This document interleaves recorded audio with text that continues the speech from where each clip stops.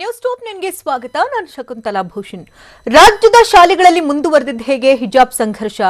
ಹಿಜಾಬ್ ಇಲ್ಲದಿದ್ರೆ ಶಾಲೆಯೂ ಬೇಡವೆಂದು ಕಿರಿಕ್ ಮಾಡಿದ್ದಾದ್ರೂ ಎಲ್ಲಿ? ಯಾವ್ಯಾವ ಶಾಲೆಗಳಿಂದ ಮಕ್ಕಳು ಮನೆಗೆ ವಾಪಸ್ಸಾಗಿದ್ದಾರೆ? ಇದೆಲ್ಲವನ್ನ ನೋಡೋಣ ನ್ಯೂಸ್ ಟಾಪ್ ನಲ್ಲಿ. ಹಿಜಾಬ್ ಬೇಡ ಅಂದ್ರೆ ತರಗತಿಯೂ ಬೇಡ ಅಂತ ವಿದ್ಯಾರ್ಥಿನಿ ಪಟ್ಟು ಹಿಡಿದಿದ್ದಾದ್ರೂ ಎಲ್ಲಿ? ಮಕ್ಕಳನ್ನ ಶಾಲೆಗೆ ಕಳಿಸದೇ ಇರೋದಕ್ಕೆ ಸಿದ್ಧ ಅಂತ ಪೋಷಕರು ಹೇಳಿದ್ಯಾಕೆ? ಬೆಳಗಾವಿಯಲ್ಲಿ ಸಾಮಾಜಿಕ ಹೋರಾಟಗಾರ್ತಿ ಕಿರಿಕ್ ಮಾಡಿದ್ದಾದ್ರೂ ಯಾಕೆ? ನೋಡೋಣ ಸ್ಕೂಲ್ ಓಪನ್ ನ್ಯೂಸ್ ಟಾಪ್ ನಲ್ಲಿ.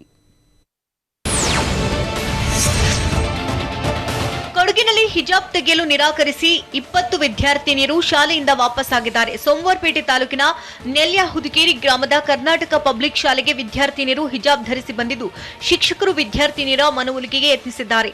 ಆದರೆ ಪ್ರಾಂಶುಪಾಲರ ಮಾತನ್ನ ಒಪ್ಪದಂತಹ ವಿದ್ಯಾರ್ಥಿನಿಯರು ಶಾಲೆಯಿಂದ ಮನೆಗೆ ತೆರಳಿದ್ದಾರೆ. ಶಾಲಾ ಆವರಣದಲ್ಲಿ ಬಿಗಿ ಪೊಲೀಸ್ ಭದ್ರತೆ ಮಾಡಲಾಗಿದೆ.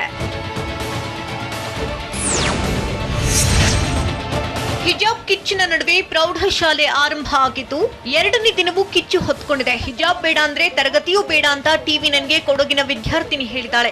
ಹಿಜಾಬ್ ಬೇಡ ಅಂದಿದ್ದಕ್ಕೆ ನಿನ್ನೆಯೂ ಸೋಮವಾರಪೇಟೆ ತಾಲೂಕಿನ ನೆಲ್ಯ ಹುದುಕೇರಿ ಮಕ್ಕಳು ಮನೆಗೆ ಮರಳಿದ್ರು. ಇವತ್ತು ಕೂಡ ಜಟಾಪಟಿ ಮುಂದುವರೆದಿದ್ದು, ಹಿಜಾಬ್ ಇಲ್ಲದೆ ಮಕ್ಕಳನ್ನ ಕಳಿಸುವುದಿಲ್ಲ ಅಂತ ವಿದ್ಯಾರ್ಥಿನಿಯರಿಗೆ ಪೋಷಕರು ಸಾಥ್ ಕೊಟ್ಟಿದ್ದಾರೆ. ಹಿಜಾಬ್ ಹಾಕಿಸಿ ಮಕ್ಕಳನ್ನ ಶಾಲೆಗೆ ಕಳುಹಿಸುತ್ತೇವೆ ಅಂತ ಯಾದಗಿರಿಯಲ್ಲಿ ಪೋಷಕರು ಹಠಕ್ಕೆ ಬಿದ್ದಿದ್ದಾರೆ.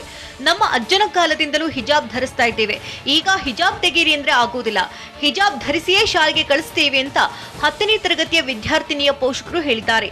ಅಲ್ಲದೆ ನಾವು ಕೋರ್ಟ್ನ ಅಂತಿಮ ತೀರ್ಪು ಬರೋವರೆಗೆ ಮಕ್ಕಳನ್ನ ಶಾಲೆಗೆ ಕಳಿಸದೇ ಇರೋದಕ್ಕೂ ಸಿದ್ಧರಿದ್ದೇವೆ ಅಂತ ಹೇಳಿದ್ದಾರೆ. ಬೆಳಗಾವಿಯಲ್ಲಿ ಹಿಜಾಬ್ ತೆಗೆಸ್ತಾ ಇರೋದಕ್ಕೆ ಸಾಮಾಜಿಕ ಹೋರಾಟಗಾರ್ತಿ ಸೀಮಾ ಇನಾಮದಾರ್ ಕಿರಿಕ್ ಮಾಡಿದ್ದಾರೆ. ಬೆಳಗಾವಿಯ ಸರ್ದಾರ್ ಸರ್ಕಾರಿ ಪ್ರೌಢಶಾಲೆಯಲ್ಲಿ ಘಟನೆ ನಡೆದಿದೆ. ಶಾಲಾ ಸಿಬ್ಬಂದಿ ಹಿಜಾಬ್ ಧರಿಸಿ ಬಂದ ಮಕ್ಕಳನ್ನ ಪ್ರತ್ಯೇಕ ಕೊಠಡಿಗೆ ಕರೆದುಕೊಂಡು ಹೋಗಿ ಹಿಜಾಬ್ ತೆಗೆಸಿ ತರಗತಿಗೆ ಕಳಿಸ್ತಾ ಇದ್ರು. ಇದಕ್ಕೆ ವಿರೋಧಿಸಿದಂತಹ ಸೀಮಾ ಇನಾಮದಾರ್ ಈ ರೀತಿ ಮಾಡುವುದು ಸರಿಯಲ್ಲ ಅಂತ ಗಲಾಟೆ ಮಾಡಿದ್ದಾರೆ. ಪೊಲೀಸರ ಜೊತೆಗೂ ವಾಗ್ವಾದ ನಡೆಸಿದ್ದು ತಕ್ಷಣ ಹೊರಕ್ಕೆ ಕಳುಹಿಸಿದ್ದಾರೆ.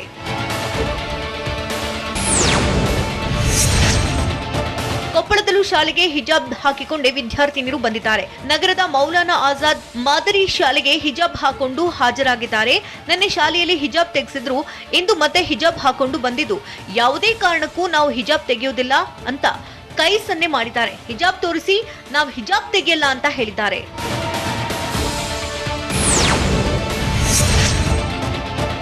ಶಿವಮೊಗ್ಗ ನಗರದಲ್ಲಿ ಹಿಜಾಬ್ ವಿವಾದ ಭಾರಿ ಸದ್ದು ಮಾಡ್ತಾ ಇದೆ. ಹೀಗಾಗಿ ಶಿವಮೊಗ್ಗ ನಗರದ ಶಾಲೆಗಳ ಬಳಿ ಬಿಗಿ ಪೊಲೀಸ್ ಬಂದೋಬಸ್ತ್ ಮಾಡಲಾಗಿದೆ.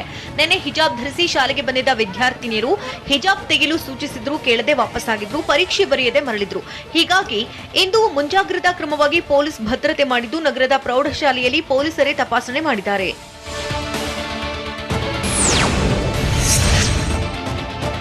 ಹಾಸನದ ಸರ್ಕಾರಿ ಉರ್ದು ಪ್ರೌಢಶಾಲೆಯಲ್ಲಿ ಕೋರ್ಟ್ ಆದೇಶದಂತೆ ಕ್ರಮ ಕೈಗೊಳ್ಳಲಾಗಿದೆ. ಹಿಜಾಬ್ ತೆಗೆದು ವಿದ್ಯಾರ್ಥಿನಿಯರು ತರಗತಿಗೆ ಹಾಜರಾಗಿದ್ದಾರೆ.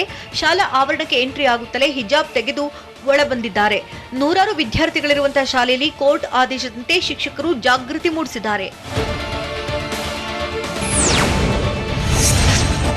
ಹಿಜಾಬ್ ಕೇಸರಿ ಶಾಲ್ ವಿವಾದದ ಮಧ್ಯೆ ಕಲಬುರಗಿಯಲ್ಲಿ 2ನೇ ದಿನ ಶಾಂತಿಯುತವಾಗಿ ಶಾಲೆಗಳು ಪ್ರಾರಂಭ ಆಗಿದೆ.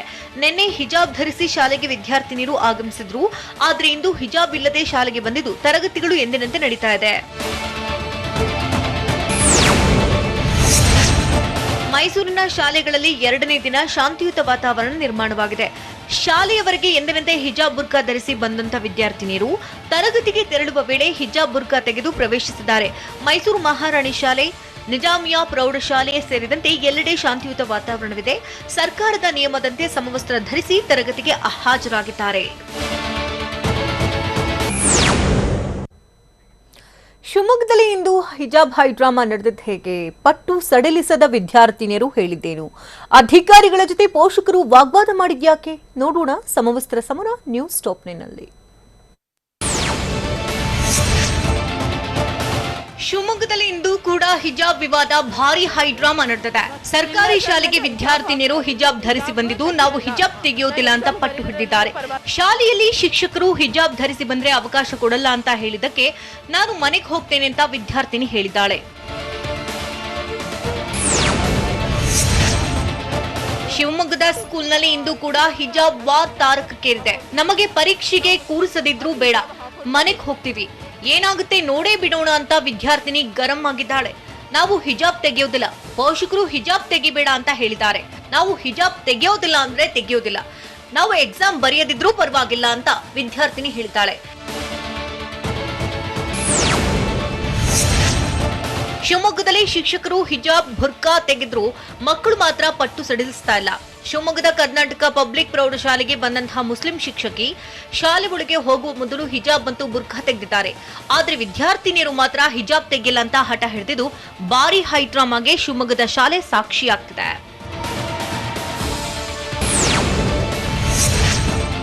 ರಾಯಚೂರಿನಲ್ಲಿ ಶಿಕ್ಷಕರು ಅಲ್ಪಸಂಖ್ಯಾತ ಇಲಾಖೆ ಅಧಿಕಾರಿಗಳ ಜೊತೆ ಪೋಷಕರು ಹಿಜಾಬ್ ಕುರಿತು ವಾಗ್ವಾದ ನಡೆಸಿದ್ದಾರೆ. ನಗರದ ಮೌಲಾನಾ ಆಜಾದ್ ಆಂಗ್ಲ ಮಾಧ್ಯಮ ಶಾಲೆಯಲ್ಲಿ ಘಟನೆ ನಡೆದಿದೆ. ಹಿಜಾಬ್ ಬೇಕೇ ಬೇಕು ಅಂತಿರುವಂತಹ ಪೋಷಕರು ಹಿಜಾಬ್ ಇಲ್ಲದೆ ಮಕ್ಕಳನ್ನ ಕಳಿಸೋದಿಲ್ಲ ಅಂತ ವಾದ ಮಾಡಿದ್ದಾರೆ. ಅಲ್ಲದೆ ನಿನ್ನೆ ಆಯ್ತು, ಇಂದು ಇಲ್ಲ, ನಾಳೆಯೂ ಇದೇನಾ, ಹೀಗಾದ್ರೆ ಹೆಂಗೆ ಅಂತ ಅಧಿಕಾರಿಗಳಿಗೆ ತಾಕೀತು ಮಾಡಿದ್ದಾರೆ. ಪೋಷಕರ ಜೊತೆ ಅಧಿಕಾರಿಗಳು ಮಾತುಕತೆ ನಡೆಸಿದ್ದಾರೆ.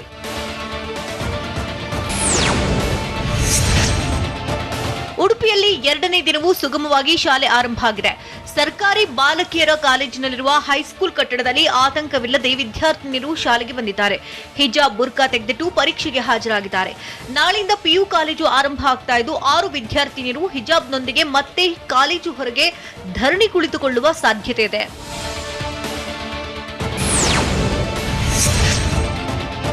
ಮಂಡ್ಯದಲ್ಲಿ ಸರ್ಕಾರದ ನಿಯಮವನ್ನ ವಿದ್ಯಾರ್ಥಿನಿಯರು ಪಾಲಿಸಿದ್ದಾರೆ.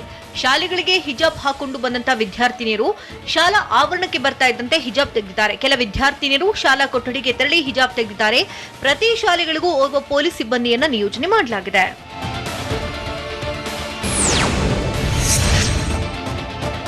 ರಾಜ್ಯದಲ್ಲಿ ನಡೀತಾ ಇರುವುದು ಹಿಜಾಬ್ ವರ್ಸಸ್ ಕೇಸರಿ ಶಾಲು ವಿವಾದ ಅಲ್ಲ, ಹಿಜಾಬ್ ವರ್ಸಸ್ ಯೂನಿಫಾರ್ಮ್ ವಿವಾದ ಅಂತ ಶಿಕ್ಷಣ ಸಚಿವ ಬಿಸಿ ನಾಗೇಶ್ ಹೇಳಿದ್ದಾರೆ. ಕೋರ್ಟ್ ಆದೇಶದಂತೆ ನಾಳೆಯಿಂದ ಪದವಿ ಪೂರ್ವ ಕಾಲೇಜು ಆರಂಭ ಮಾಡ್ತೀವಿ. ಕಾಲೇಜಿನಲ್ಲಿ ಹಿಜಾಬ್ಗೆ ಅವಕಾಶ ಇಲ್ಲ. ಕಾಲೇಜಿನವರೆಗೂ ಹಿಜಾಬ್ ಧರಿಸಿಕೊಂಡು ಬರಬಹುದು, ಆದ್ರೆ ತರಗತಿ ಒಳಗಡೆ ಯೂನಿಫಾರ್ಮ್ಗೆ ಮಾತ್ರ ಅವಕಾಶ ಇದೆ ಅಂತ ಟಿವಿ9ಗೆ ತಿಳಿಸಿದ್ದಾರೆ. ಹಿಜಾಬ್ ವಿವಾದದ ಹಿಂದೆ ಕಾಣದ ಕೈಗಳಿರುವುದು ಸ್ಪಷ್ಟ ಅಂತ ಗೃಹ ಸಚಿವ ಆರ್ಗ ಜ್ಞಾನೇಂದ್ರ ಹೇಳಿದ್ದಾರೆ. ನಾಳೆಯಿಂದ ಕಾಲೇಜು ಪುನಾರಂಭಕ್ಕೆ ಸಿದ್ಧತೆ ಮಾಡಿಕೊಂಡಿದ್ದೇವೆ. ಯಾವುದೇ ಆತಂಕವಿಲ್ಲದೆ ಮಕ್ಕಳು ಕಾಲೇಜಿಗೆ ಬರಬಹುದು. ಪೊಲೀಸ್ ಇಲಾಖೆ ನಿಮ್ಮ ಜೊತೆ ಇದೆ. ಸೂಕ್ಷ್ಮ ಪ್ರದೇಶದಲ್ಲಿರುವ ಕಾಲೇಜುಗಳಲ್ಲಿ ನಿಷೇಧಾಜ್ಞೆ ಜಾರಿ ಮಾಡಲಿದ್ದು ಕಾಲೇಜು ಸುತ್ತಮುತ್ತ ಪೋಷಕರು ಸಾರ್ವಜನಿಕರು ಬರುವಂತಿಲ್ಲ. ರಾಜ್ಯದಾದ್ಯಂತ ಕಾನೂನು ಸುವ್ಯವಸ್ಥೆಗೆ ಯಾವುದೇ ತೊಂದರೆ ಇಲ್ಲ ಅಂತ ಬೆಂಗಳೂರಿನಲ್ಲಿ ಗೃಹ ಸಚಿವ ಆರ್ಗ ಜ್ಞಾನೇಂದ್ರ ಹೇಳಿದ್ದಾರೆ. ಹಿಜಾಬ್ ವಿವಾದದ ಬಗ್ಗೆ ಕಾಂಗ್ರೆಸ್ ಶಾಸಕಿ ಅಂಜಲಿ ನಿಂಬಾಳ್ಕರ್ ಟ್ವೀಟ್ ಮಾಡಿದ್ದು ಭಾರತದ ಮಗಳು ಅಂತ ಹೇಳಿದ್ದಾರೆ. ನನ್ನ ಹಿಜಾಬ್ ಕಿತ್ಕೊಂಡ್ರೆ ನಾನು ಹಿಜಾಬ್ ಪರ ಇದ್ದೇನೆ, ನನ್ನ ಮೇಲೆ ಬಲವಂತವಾಗಿ ಹಿಜಾಬ್ ಹೇರಿದ್ರೆ ನಾನು ಹಿಜಾಬ್ ವಿರುದ್ಧ ಅಂತ ಶಾಸಕಿ ಅಂಜಲಿ ನಿಂಬಾಳ್ಕರ್ ಟ್ವೀಟ್ನಲ್ಲಿ ತಿಳಿಸಿದ್ದಾರೆ. ನಾಳೆಯಿಂದ ಕಾಲೇಜು ಓಪನ್ ಮಾಡಲು ಸರ್ಕಾರ ಅಲರ್ಟ್ ಆಗಿರೋದು ಹೇಗೆ? ಹಿಜಾಬ್ ವಿವಾದದ ಹಿಂದೆ ತಾಲಿಬಾನ್ ಕೈವಾಡವಿದೆ ಅಂತ ಆರೋಪ ಮಾಡಿದ್ಯಾರು? ವಿವಾದದ ಬಗ್ಗೆ ಹೈಕೋರ್ಟ್ನಲ್ಲಿ ಇಂದು ವಿಚಾರಣೆ ಹೇಗಿರಲಿದೆ ನೋಡೋಣ ಹಿಜಾಬ್ ವಾರ್ ನ್ಯೂಸ್ ಟಾಪ್ 9ನಲ್ಲಿ. ಹಿಜಾಬ್ ಕಿಚ್ಚಿನ ಮಧ್ಯೆ ನಾಳೆಯಿಂದ ಕಾಲೇಜ್ ಓಪನ್ ಆಗಲಿದೆ. ಪಿಯು ಡಿಗ್ರಿ ಕಾಲೇಜ್ ಪುನಾರಂಭಕ್ಕೆ ಸರ್ಕಾರ ಅಸ್ತು ಎಂದು ಶಿಕ್ಷಣ ಸಚಿವರಿಗೆ ಸಿಎಂ ಬೊಮ್ಮಾಯಿ ಖಡಕ್ ಸೂಚನೆ ಕೊಟ್ಟಿದ್ದಾರೆ. ಸಚಿವ ಬಿಸಿ ನಾಗೇಶ್ರಿಂದ ಶಾಲೆಗಳ ಬಗ್ಗೆ, ಉನ್ನತ ಶಿಕ್ಷಣ ಸಚಿವರಿಂದ ಕಾಲೇಜುಗಳ ಬಗ್ಗೆ ಮಾಹಿತಿ ಸಂಗ್ರಹಿಸಿದ್ದಾರೆ. ಹೈಕೋರ್ಟ್ ಸೂಚನೆಯಂತೆ ನಾಳೆಯಿಂದ ಕಾಲೇಜುಗಳ ಪುನಾರಂಭಕ್ಕೆ ಸರ್ಕಾರ ಒಪ್ಪಿಗೆ ನೀಡಿದೆ.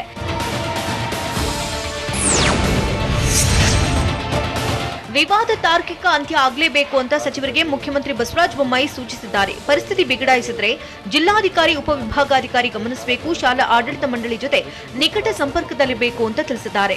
ಅಲ್ಲದೆ ಪೋಷಕರಿಗೆ ಧೈರ್ಯ ತುಂಬಿ ಮನವೊಲಿಸಿ, ಧಾರ್ಮಿಕ ಮುಖಂಡರ ಜೊತೆ ಚರ್ಚಿಸಿ ಸಹಕಾರ ಪಡೆಯಿರಿ. ಬಿಇಒಗಳ ಜೊತೆ ಶಿಕ್ಷಣ ಸಚಿವರು ಹೆಚ್ಚು ಸಂಪರ್ಕದಲ್ಲಿರಿ. ಪ್ರಚೋದನೆ ಮಾಡುವವರ ವಿರುದ್ಧ ನಿರ್ದಾಕ್ಷಿಣ್ಯ ಕ್ರಮ ಕೈಗೊಂಡು ಶಾಂತಿ ಸೌಹಾರ್ದತೆ ಮೂಡುವಂತೆ ಆಡಳಿತ ಮಂಡಳಿಗೆ ತಿಳಿಸಿ ಅಂತ ಸೂಚನೆ ಕೊಟ್ಟಿದ್ದಾರೆ. ನಾಳೆಯಿಂದ ಪಿಯುಸಿ ಪದವಿ ಕಾಲೇಜು ಆರಂಭ ಆಗ್ತಾ ಇದ್ದು ಪೊಲೀಸ್ ಭದ್ರತೆಯಡಿ ಕಾಲೇಜು ಆರಂಭಿಸುತ್ತೇವೆ ಅಂತ ಬೆಂಗಳೂರಿನಲ್ಲಿ ಶಿಕ್ಷಣ ಸಚಿವ ಬಿಸಿ ನಾಗೇಶ್ ಹೇಳಿದ್ದಾರೆ. ರಾಜ್ಯದಲ್ಲಿ ನಿನ್ನೆಯಿಂದ 9, 10ನೇ ತರಗತಿ ಪುನಾರಂಭವಾಗಿದ್ದು ಕೆಲವೊಂದು ಜಿಲ್ಲೆಗಳಲ್ಲಿ ಹಿಜಾಬ್ ವಿವಾದ ತಲೆ ಎತ್ತಿದೆ. ಡಿಟಿಪಿಐಗಳು ವಿವಾದ ಬಗೆಹರಿಸುವ ಪ್ರಯತ್ನ ಮಾಡಿದ್ದಾರೆ. ಶಿಕ್ಷಣ ಇಲಾಖೆ ಮಕ್ಕಳಿಗೆ ತಿಳಿ ಹೇಳುವ ಕೆಲಸ ಮಾಡುತ್ತಿದೆ. ಮುಂದಿನ ದಿನಗಳಲ್ಲಿ ಯಾವುದೇ ಸಮಸ್ಯೆ ಎದುರಾಗುವುದಿಲ್ಲ ಅಂತ ಸಚಿವ ಬಿಸಿ ನಾಗೇಶ್ ತಿಳಿಸಿದ್ದಾರೆ.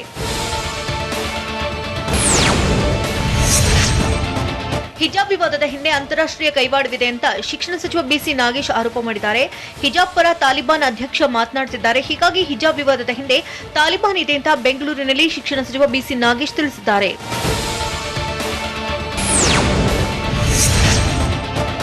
ಹೈಕೋರ್ಟ್ನಲ್ಲಿ ಇಂದು ಕೂಡ ಹಿಜಾಬ್ ಬಗ್ಗೆ ವಿಚಾರಣೆ ನಡೆಯಲಿದೆ. ಮಧ್ಯಾಹ್ನ 2:30ಕ್ಕೆ ಹೈಕೋರ್ಟ್ ತ್ರಿಸದಸ್ಯ ಪೀಠ ವಿಚಾರಣೆ ನಡೆಸಲಿದೆ.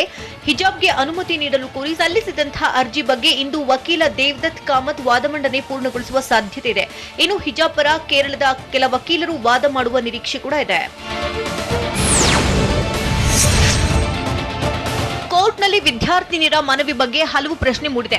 ವಿದ್ಯಾರ್ಥಿನಿಯರ ಇಚ್ಛೆಯಂತೆ ಈಗ ಧರಿಸ್ತಾ ಇರುವಂತಹ ದುಪ್ಪಟ್ಟ ಬಳಸಿಕೊಳ್ಳಲು ಅನುಮತಿ ನೀಡಿ ಅಂತ ವಕೀಲರು ಮನವಿ ಮಾಡಿದ್ದಾರೆ. ಅಲ್ಲದೆ ವಿಚಾರಣೆ ಉತ್ತರ ಪ್ರದೇಶ ಚುನಾವಣೆ ಮೇಲೆ ಪರಿಣಾಮ ಬೀರುವ ಸಾಧ್ಯತೆ ಇದ್ದು ಚುನಾವಣೆ ಮುಗಿಯುವವರೆಗೆ ವಿಚಾರಣೆ ಮುಂದೂಡಲು ಮನವಿ ಮಾಡಿದ್ರು. ಆದರೆ ಚುನಾವಣಾ ಆಯೋಗ ಅರ್ಜಿ ಸಲ್ಲಿಸಿದ್ರೆ ಪರಿಶೀಲಿಸುತ್ತೇವೆ ಅಂತ ಹೈಕೋರ್ಟ್ ಪೂರ್ಣ ಪೀಠ ತಿಳಿಸಿದೆ.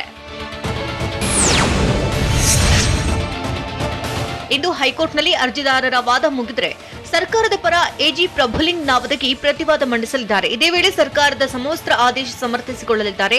ಕ್ಲಾಸ್ನೊಳಗೆ ಹಿಜಾಬ್ ಧರಿಸುವುದು ಧಾರ್ಮಿಕ ಅಗತ್ಯತೆಯೇ, ಧಾರ್ಮಿಕ ಆಚರಣೆಯ ಮೂಲ ಅಂಶವೇ ಎಂಬ ಬಗ್ಗೆ ಪ್ರತಿವಾದ ಮಾಡಲಿದ್ದಾರೆ. ಸಂವಿಧಾನ 25/1ನೇ ವಿಧಿ ಆಧರಿಸಿ ಹಾಗೂ ಸುಪ್ರೀಂ ಕೋರ್ಟ್, ಹೈಕೋರ್ಟ್ ತೀರ್ಪುಗಳು, ಇತರೆ ರಾಷ್ಟ್ರಗಳ ತೀರ್ಪನ್ನು ಉಲ್ಲೇಖಿಸಲಿದ್ದಾರೆ. ಬೆಂಗಳೂರಿನ ಚಂದ್ರ ಲೇಔಟ್ನಲ್ಲಿರುವ ವಿದ್ಯಾಸಾಗರ ಶಾಲೆಯ ಶಿಕ್ಷಕಿ ರಾಜೀನಾಮೆ ನೀಡಿದ್ದಾರೆ. ಆದರೆ ಹಿಜಾಬ್ ಗಲಾಟೆ ವಿಚಾರದಲ್ಲಿ ಶಿಕ್ಷಕಿಯ ತಲೆದಂಡವಾಯ್ತಾ ಅನ್ನೋ ಅನುಮಾನ ಮೂಡಿದೆ. ಪೋಷಕರ ವಿರೋಧದಿಂದ ಶಾಲಾ ಆಡಳಿತ ಮಂಡಳಿ ಏಕಾಏಕಿ ಉಲ್ಟಾ ಹೊಡೆದಿದ್ದು ಪೋಷಕರ ಒತ್ತಡಕ್ಕೆ ಮಣಿದು ಶಾಲಾ ಆಡಳಿತ ಮಂಡಳಿ ಶಿಕ್ಷಕಿಯ ರಾಜೀನಾಮೆ ಪಡಿತಾ ಅನ್ನೋ ಪ್ರಶ್ನೆ ಉದ್ಭವಿಸಿದೆ. ವಿದ್ಯಾಸಾಗರ ಶಾಲೆಯ ಹಿಜಾಬ್ ಗಲಾಟೆಯ ಹಿಂದೆ ಷಡ್ಯಂತ್ರ ಇದೆ. ಹೊರಗಡೆಯಿಂದ ಬಂದವರು ಗಲಾಟೆ ಮಾಡಿದ್ದಾರೆ. ನಮ್ಮ ಶಾಲಾ ಶಿಕ್ಷಕಿಯ ತಪ್ಪಿಲ್ಲ ಅಂತ ಶಾಲಾ ಆಡಳಿತ ಮಂಡಳಿ ಹೇಳಿತು. ಆದರೆ ನಿನ್ನೆಯ ಮುಸ್ಲಿಂ ಮುಖಂಡರ ಪೋಷಕರ ಸಭೆಯ ಬಳಿಕ ಯೂಟರ್ನ್ ಹೊಡೆದಿದೆ. ಪ್ರತಿಭಟನೆ ನಡೆಸಿದ ಎಲ್ಲರೂ ಸ್ಥಳೀಯರೇ ಅಂತ ಹೇಳಿದ್ದಾರೆ. ವೈಯಕ್ತಿಕ ಕಾರಣಕ್ಕೆ ರಾಜೀನಾಮೆ ಕೊಟ್ಟಿರುವುದಾಗಿ ಶಿಕ್ಷಕಿ ಹೇಳಿದ್ರು ತಲೆದಂಡವಾಗಿದೆ ಅಂತ ಹೇಳಲಾಗ್ತಿದೆ. ಕೊರೋನಾ ನಿಯಮವನ್ನು ಗಾಳಿಗೆ ತೂರಿ ಕಾಲೇಜ್ ಕ್ಯಾಂಪಸ್ನಲ್ಲಿ ಜಾಲಿ ಮಾಡಿದ ಹೇಗೆ? ಮಗು ಸಾವಿನಿಂದ ಮನನೊಂದು ತಾಯಿ ನೇಣಿಗೆ ಶರಣಾದ್ರ. ಮಂಡ್ಯದಲ್ಲಿ ರೈತನಿಗೆ 22,000 ರೂಪಾಯಿ ದಂಡ ವಿಧಿಸಿದ್ಯಾಕೆ? ನೋಡೋಣ ಕರ್ನಾಟಕ ನ್ಯೂಸ್ ಟಾಪ್ 9ನಲ್ಲಿ. ಬೆಂಗಳೂರಿನಲ್ಲಿ ಕೊರೋನಾ ನಿಯಮವನ್ನ ಗಾಳಿಗೆ ತೂರಿ ವ್ಯಾಲೆಂಟೈನ್ಸ್ ಡೇ ಸೆಲೆಬ್ರೇಷನ್ ಮಾಡಲಾಗಿದೆ. ಬಸವನಗುಡಿಯ ಬಿಎಂಎಸ್ ಮಹಿಳಾ ಕಾಲೇಜಿನಲ್ಲಿ ನಿನ್ನೆ ತಡರಾತ್ರಿವರೆಗೂ ಡಿಜೆ ಸಾಂಗ್ಗೆ ಕುಣಿದು ಕುಪ್ಪಳಿಸಿದ್ದಾರೆ. ಕಾಲೇಜು ಕ್ಯಾಂಪಸ್ ಮೋಜು ಮಸ್ತಿ ಕೇಂದ್ರವಾಗಿ ಬದಲಾಗಿದ್ದು ಪ್ರೇಮಿಗಳ ದಿನಾಚರಣೆಗೆ ವಿದ್ಯಾರ್ಥಿನಿಯರು ಭರ್ಜರಿ ಡ್ಯಾನ್ಸ್ ಮಾಡಿದ್ದಾರೆ. ಇದೇ ವೇಳೆ ಸರ್ಕಾರದ ಕೊರೋನಾ ನಿಯಮಾವಳಿಗೆ ಎಳ್ಳುನೀರು ಬಿಟ್ಟಿದ್ದಾರೆ.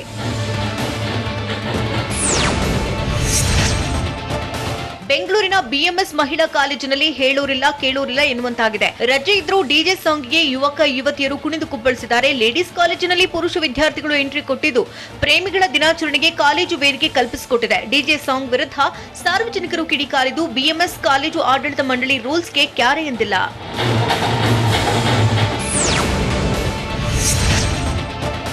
ಮಾರ್ಚ್ 1ರಿಂದ ಮೊಬೈಲ್ ಶಾಲೆಗಳ ಪುನಾರಂಭಕ್ಕೆ ಬಿಬಿಎಂಪಿ ನಿರ್ಧಾರ ಮಾಡಿದೆ. ಕೋವಿಡ್ ಹಿನ್ನೆಲೆಯಲ್ಲಿ ಮೊಬೈಲ್ ಶಾಲೆಗಳು ಸರಿಯಾಗಿ ನಡೀತಾ ಇರಲಿಲ್ಲ. ಆದ್ರೆ ಇನ್ನು ಮುಂದೆ ರೆಗ್ಯುಲರ್ ಆಗಿ ಶಾಲೆ ನಡೆಸೋದಕ್ಕೆ ತೀರ್ಮಾನ ಕೈಗೊಳ್ಳಲಾಗಿದೆ. ಶಾಲೆ ಬಿಟ್ಟಂತಹ ಮಕ್ಕಳು, ವಲಸೆ ಕಾರ್ಮಿಕರ ಮಕ್ಕಳು ಮತ್ತು ಕಟ್ಟಡ ಕಾರ್ಮಿಕರ ಮಕ್ಕಳಿಗಾಗಿ ಮೊಬೈಲ್ ಸ್ಕೂಲ್ ಆರಂಭಿಸಲಾಗಿದೆ. ಪ್ರತಿದಿನ 4 ಗಂಟೆಗಳ ಕಾಲ ಮೊಬೈಲ್ ಸ್ಕೂಲ್ ನಡೆಯಲಿದೆ.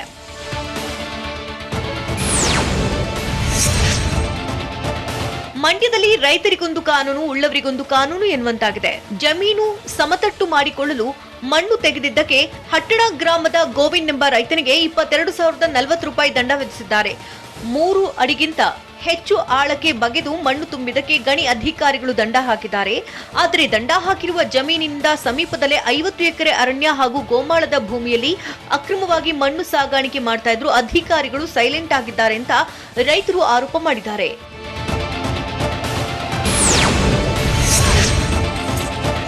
ಚಿಕ್ಕಮಗಳೂರಿನಲ್ಲಿ ರೈತನೊಬ್ಬ ಟಗರಿನ ಗಾಡಿಯಲ್ಲಿ ಅಂತರಗಟ್ಟೆ ಜಾತ್ರೆಗೆ ಆಗಮಿಸಿದ್ದ. ಅಜ್ಜಂಪುರ ತಾಲೂಕಿನ ಬಗ್ಗವಳ್ಳಿಯ ರೈತ ಲಿಂಗಪ್ಪ ಟಗರಿನ ಗಾಡಿಯಲ್ಲಿ ಜಾತ್ರೆಗೆ ಬಂದಿದ್ದಾರೆ. ನಿನ್ನೆ ರಾತ್ರಿ ಮನೆಯಿಂದ ಹೊರಟು ಇಂದು ಬೆಳಗ್ಗೆ ಅಂತರಗಟ್ಟೆ ತಲುಪಿದ್ದು ದಾರಿಯುದ್ದಕ್ಕೂ ಟಗರು ಗಾಡಿಯನ್ನ ನೋಡಲು ಜನರು ಸೇರಿದ್ರು.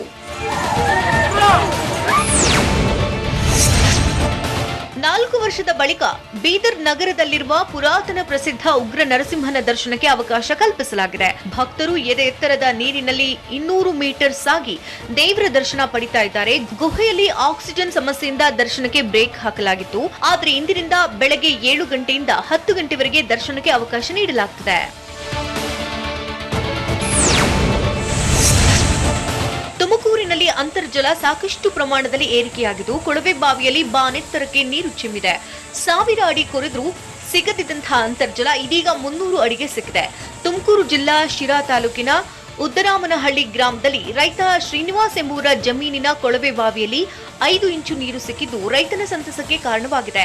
ಹಿರಿಯೂರಿನ ವಾಣಿ ವಿಲಾಸ ಸಾಗರ ಭರ್ತಿಯಾಗಿರುವುದರಿಂದ ಶಿರಾ ಭಾಗದಲ್ಲಿ ಅಂತರ್ಜಲ ಸಮೃದ್ಧಿಯಾಗಿದೆ.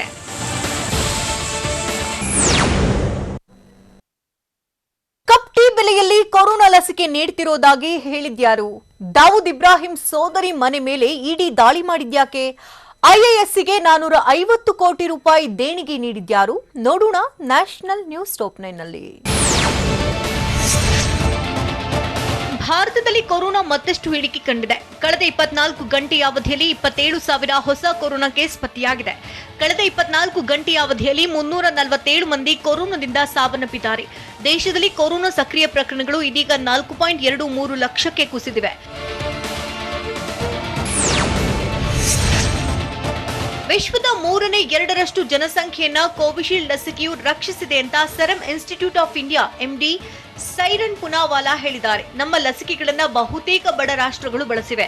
1 ಕಪ್ ಟೀ ಬೆಲೆಯಲ್ಲಿ ಕೊರೋನಾ ಲಸಿಕೆಯನ್ನ ನೀಡುವ ಮೂಲಕ ಅಗ್ಗದ ಲಸಿಕೆಯನ್ನ ನೀಡಿದ್ದೇವೆ ಅಂತ ಸೈರನ್ ಪೂನಾವಾಲಾ ಹೇಳಿದ್ದಾರೆ.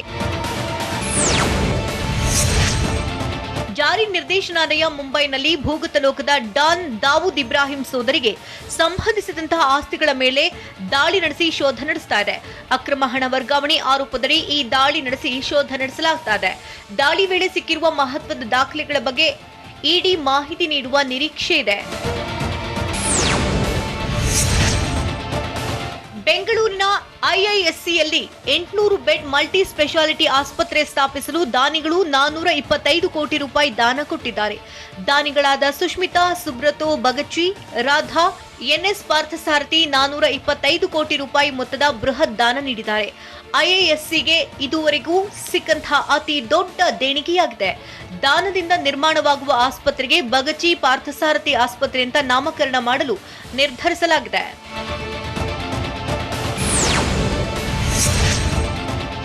ಹೈದರಾಬಾದ್ನ ಬಯೋಲಾಜಿಕಲ್ ಈ ಕಂಪನಿಯ ಕೋರ್ಬಾವಾಕ್ಸ್ ಲಸಿಕೆಯನ್ನ 12 ರಿಂದ 18 ವರ್ಷದೊಳಗಿನವರಿಗೆ ತುರ್ತು ಬಳಕೆಗೆ ನೀಡಲು ಡಿಸಿಜಿಐನ ವಿಷಯ ತಜ್ಞರ ಸಮಿತಿಯು ಶಿಫಾರಸು ಮಾಡಿದೆ. ಈಗಾಗಲೇ ಕೋರ್ಬಾವ್ಯಾಕ್ಸ್ ಲಸಿಕೆಯನ್ನ ವಯಸ್ಕರಿಗೆ ನೀಡಲು ಡಿಸಿಜಿಐ ಒಪ್ಪಿಗೆ ನೀಡಿದೆ.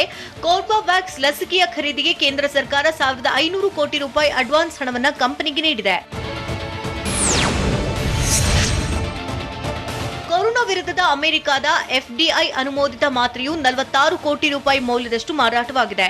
ಮೊಲನುಪಿರವಿರ್ ಮಾತ್ರೆಯನ್ನ ಅಲ್ಪ ಪ್ರಮಾಣದ ಕೊರೋನಾ ಲಕ್ಷಣದಿಂದ ಹಿಡಿದು ಸಾಧಾರಣ ಲಕ್ಷಣದವರೆಗೂ ಬಳಸ್ತಾ ಇರುವವರಿಗೆ ನೀಡಬಹುದು.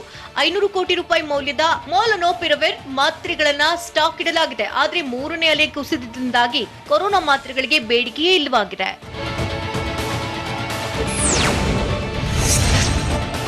ರಷ್ಯಾ ಹಾಗೂ ಉಕ್ರೇನ್ ನಡುವೆ ಯುದ್ಧ ಸಂಭವಿಸುವ ಎಲ್ಲಾ ಸಾಧ್ಯತೆಗಳು ಇದೆ. ಇದರಿಂದಾಗಿ ಉಕ್ರೇನ್ನಲ್ಲಿರುವ 10,000 ಭಾರತೀಯ ವಿದ್ಯಾರ್ಥಿಗಳು ಉಕ್ರೇನ್ ತೊರೆಯಲು ಸಿದ್ಧರಾಗಿದ್ದಾರೆ. ಕೇಂದ್ರದ ವಿದೇಶಾಂಗ ಇಲಾಖೆಯು ವಿದ್ಯಾರ್ಥಿಗಳಿಂದ ಮಾಹಿತಿ ಸಂಗ್ರಹಿಸಿದೆ. ಉಕ್ರೇನ್ ದೇಶವು ನ್ಯಾಟೋ ಮೈತ್ರಿಕೂಟ ಸೇರುವುದು ಸಿದ್ಧ ಅಂತ ಉಕ್ರೇನ್ ಅಧ್ಯಕ್ಷ ವಾಲಡಿಮೈರ್ ಜೆಲೆನ್ಸ್ಕಿ ಹೇಳಿದ್ದಾರೆ. ಇದನ್ನ ರಷ್ಯಾ ವಿರೋಧಿಸುತ್ತದೆ.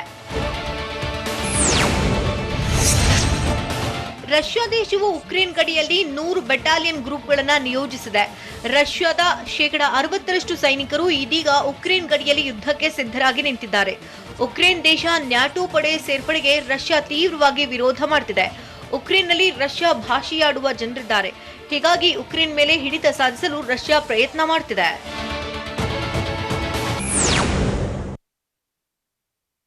ಆರ್ಸಿಬಿ ಕಾಲೆಳೆದಿದ್ದೇಕೆ? Rajasthan Royals franchise Punjab King ತಂಡಕ್ಕೆ ಕ್ಯಾಪ್ಟನ್ ಆಗ್ತಾರಾ ಶಿಖರ್ ಧವನ್? ಆಸ್ಪತ್ರೆಗೆ ದಾಖಲಾಗಿರೋ ಹಿರಿಯ ನಟ ರಾಜೇಶ್ ಆರೋಗ್ಯದಲ್ಲಿ ಚೇತರಿಕೆ ಕಂಡಿದ್ಯಾ? ನೋಡೋಣ ಎಂಟರ್ಟೈನ್ಮೆಂಟ್ ನ್ಯೂಸ್ ಟಾಪ್ 9 ನಲ್ಲಿ. ಕರುಣ್ ನಾಯರ್ ವಿಚಾರವಾಗಿ ರಾಜಸ್ಥಾನ ರಾಯಲ್ಸ್ ಫ್ರಾಂಚೈಸಿ ಆರ್ಸಿಬಿ ತಂಡದ ಕಾಲೆಳೆದಿದೆ. ಹರಾಜಿನಲ್ಲಿ ಕರುಣ್ ಖರೀದಿಗೆ ಆರ್ಸಿಬಿ ಮತ್ತು ರಾಜಸ್ಥಾನ ಜಿದ್ದಿಗೆ ಬಿದ್ದಿದ್ವು. ಅಂತಿಮವಾಗಿ ರಾಜಸ್ಥಾನ 1,40,00,000ಕ್ಕೆ ಕರುಣ್ ರನ್ನ ತೆಕ್ಕೆಗೆ ಹಾಕೊಂತು. ಟ್ವಿಟರ್ನಲ್ಲಿ ಫನ್ನಿ ವಿಡಿಯೋವೊಂದನ್ನು ಪೋಸ್ಟ್ ಮಾಡಿರುವಂತಹ ರಾಯಲ್ಸ್ ಕರುಣ್ ಕಣ್ಣೆದುರೇ ಇದ್ರೂ ಆರ್ಸಿಬಿ ಖರೀದಿ ಮಾಡಲಿಲ್ಲ ಅಂತ ಕಾಲೆಳೆದಿದೆ.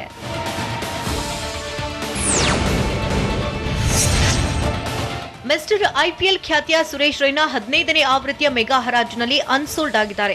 2 ಕೋಟಿ ರೂಪಾಯಿ ಮೂಲ ಬೆಲೆಯನ್ನು ಹೊಂದಿದ ರೈನರನ್ನ ಯಾವ ಫ್ರಾಂಚೈಸಿಯೂ ಖರೀದಿ ಮಾಡಲಿಲ್ಲ. ಚೆನ್ನೈ ಸೂಪರ್ ಕಿಂಗ್ಸ್ ಕೂಡ ತನ್ನ ಮಾಜಿ ಆಟಗಾರನ ಖರೀದಿಗೆ ಒಲವು ತೋರಲಿಲ್ಲ. ಹೀಗಾಗಿ ಸಿಎಸ್ಕೆ ಫ್ರಾಂಚೈಸಿ ಚಿನ್ನ ತಲಾ ಸುರೇಶ್ ರೈನಾಗೆ ಧನ್ಯವಾದ ತಿಳಿಸಿದೆ. ಇದರೊಂದಿಗೆ ರೈನಾ ಚೆನ್ನೈ ಬಾಂಧವ್ಯ ಅಂತ್ಯವಾಗಿದೆ.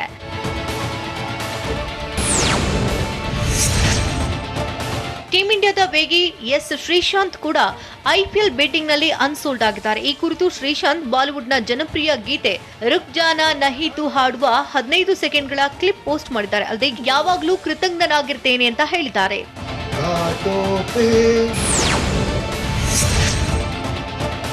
ಸ್ಯಾಂಡಲ್ವುಡ್ನ ಹಿರಿಯ ನಟ ರಾಜೇಶ್ ಆರೋಗ್ಯದಲ್ಲಿ ಕೊಂಚ ಚೇತರಿಕೆ ಕಂಡಿದೆ. ಫೆಬ್ರವರಿ 9ರಿಂದ ಬೆಂಗಳೂರಿನ ಖಾಸಗಿ ಆಸ್ಪತ್ರೆಯ ಐಸಿಯುನಲ್ಲಿ ಹಿರಿಯ ನಟ ಚಿಕಿತ್ಸೆ ಪಡಿತಾ ಇದ್ದಾರೆ.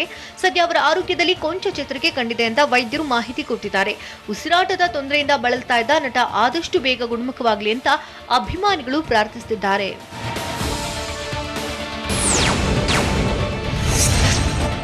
ಡಾಲಿ ಧನಂಜಯ್ ಅಭಿನಯಿಸಬೇಕಿದ್ದ ಹಿರಣ್ಯ ಸಿನಿಮಾ ಇದೀಗ ಡೆಂಗ್ರಿ ನಾಗರಾಜ್ ಪುತ್ರ ರಾಜ್ವರ್ಧನ್ ಪಾಲಾಗಿದೆ. ಹಿರಣ್ಯ ಸಿನಿಮಾಗೆ ಪ್ರವೀಣ್ ಆಕ್ಷನ್ ಕಟ್ ಹೇಳ್ತಾ ಇದ್ದು ನಾಳೆ ಮುಹೂರ್ತ ಮಾಡಿ ಸಿನಿಮಾಗೆ ಚಾಲನೆ ನೀಡಲಿದೆ.